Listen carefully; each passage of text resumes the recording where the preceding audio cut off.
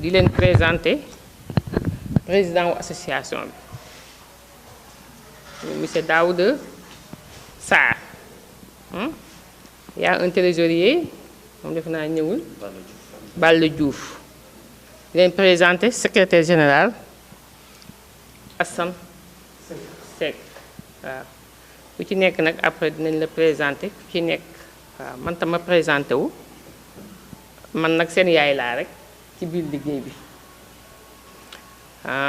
fas yéene liggéey suñu borom nag ci jëmm yi ndax samay doom lañu dañu partagé lépp dañu partagé chantier yi partagé atelier yi ne fu doom nekk rek yaay war na ko faa fekk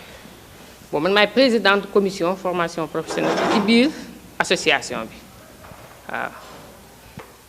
je suis consultante en architecture je suis formatrice de formateurs diplômés d'Allemagne par le système DIAL. Je suis formatrice en génie civil, diplômée de l'État du Sénégal par le système DACU.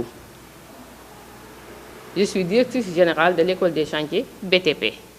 ñi ne formation ma boole ak ñoom ñuy ay xale yu gëm seen bopp xam ni kat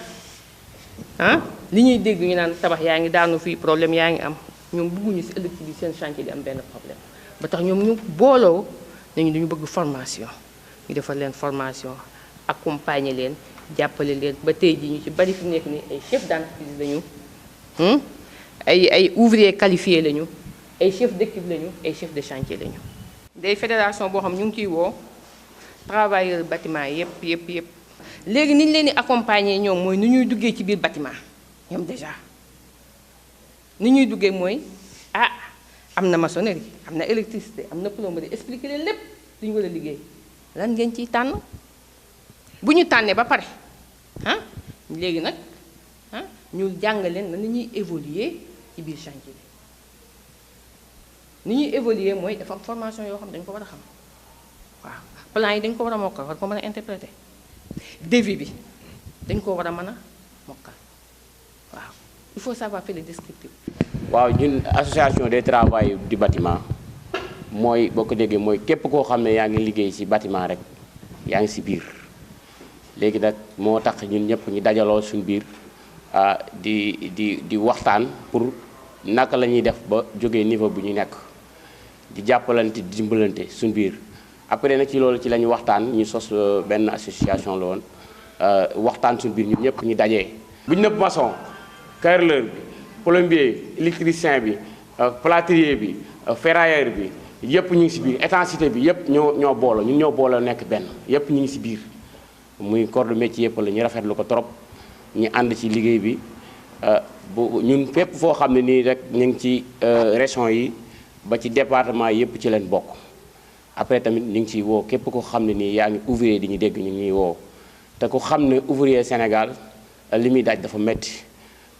joxoon ñu suñu gëdd ñu góorgóorlu def ay formation professionnelle am ñuy dimbale ci suñu biir liggéey bi ba nga xam ne ñooñu am nañ ay diplôme yoo xam ne nii mën nañoo engagé sanc yu ne am na si ñoo xam ne nii amagul niveau ñu ngi leen jàppaleen di leen former léegi nag biñ te xoolee xool ba xam ne ñun ñi war nañoo jóg pour jàppale suñu bopp ndax ñu ngi wax ne war nañ mën a am mutuelle de santé war nañoo am assurance ku xam gis ne bâtiment yi si ne risque yi si nekk dafa bari waaw bâtiment yaa ngi daanu ku xam bâtiment yaa ngi daanu waaw démolir yi ñuy def toj yi ñuy def am ay risque ñu ngi ci am maçon yi ñu ngi ci gaañu ñu ngi dee ay damm yëpp ngi ciy am risque la yëpp ngi ciy am donc nag loolu bi mu amee ñu ne après ñun il faut ñu waxtaan suñu biir xool naka leen ñuy jàppal nan la ñuy dimbalantee ba nga xam ne bu ñu jógee autorités yi jàppale ñi loolu moo ñu tax a jóg. jafe-jafe yi ñuy am mooy souvent nga gis ouvrier yi ko waral mooy ñi nga xam ne nii ñi ngi ci métier mi te amul expérience bi mooy jafe-jafe bi mooy da ngay liggéey ci bâtiment te defoo formation xamoo ci bâtiment norme yi nga war a liggéeyee xamoo norme yi nga war a liggéey loolu moo waral jafe-jafe yi ñuy wax ci bâtiment yi parce que ouvrier bâtiment yi léegi gis nga commerçant yi sax ay entrepreneur leen ay chef d'équipe leen loolu moo yàq métier mi moo tax waral jafe-jafe yi parce que déjà que léegi chaque jour nga romb bâtiment boo xam ne ni day am problème da ngay gis ne yow boo nekkul maçon sax da ngay xam ne lii bâtiment bi nekkul en norme parce que ren respecté tul dosage yi respecté tul li nga xam ne ni normes yi ñu war a liggéeyee jafe-jafe yooyu ñuy dund nag ñun xeex bu looloo tax ñi di ko xeex ñun waa fédération travail du bâtiment ñooy xeex loolu bëgg na képp koo xam ne yaa ngi ouvrier nga ñëw jàppale ñu ci loolu ñun pare nañ pour xeex ko waaw pare nañ pour xeex ko ndax parce que boo xoolee ouvrier joxuñ ko ak xam nit ki day liggéey bu nekk ba xale ba ngay màgg ngay liggéey doo gis sa bopp ci métier mi loolu moo ñu tax a jóg dañoo bëgg ñu jox ñu suñu àq ak yelleef liñ moom leen jël si ñun ay ouvrier leen képp koo xam ne ni nekk nga ci ouvrage bi te jàngoo métier bi dañoo bëgg a xeex loolu mu jógee fi. fédération les travailleurs du bâtiment ñun ñoo ko defagum. waaw mais ñu ngi koy gëstu mais amagu fi c'est la première fois.